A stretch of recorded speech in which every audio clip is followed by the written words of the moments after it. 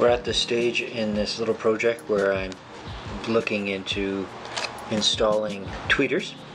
I have got some Dayton Audio Classic Series Silk Dome tweeters, which are classic in relation to the age of this particular speaker, which was from 1980s. The company I used to access purchase these was Solent Audio, and they're in Canada, in Quebec.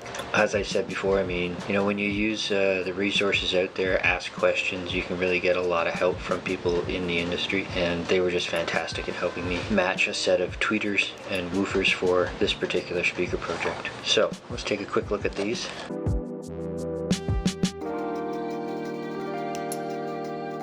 Those are our hookups.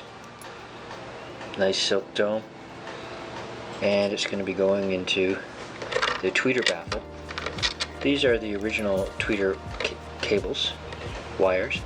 They use a smaller crimp. They use a smaller attachment than we currently have on this.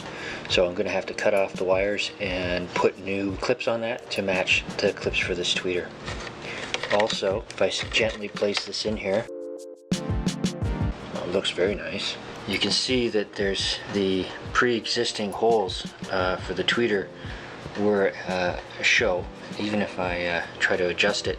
And the original tweeter was a square tweeter, and these are circular, obviously. So I'm actually going to be filling these holes and then give a nice little quick little paint job to tidy that up.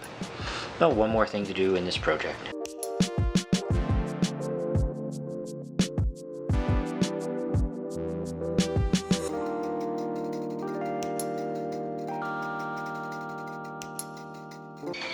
So I've done some filler into the holes for the tweeter baffle.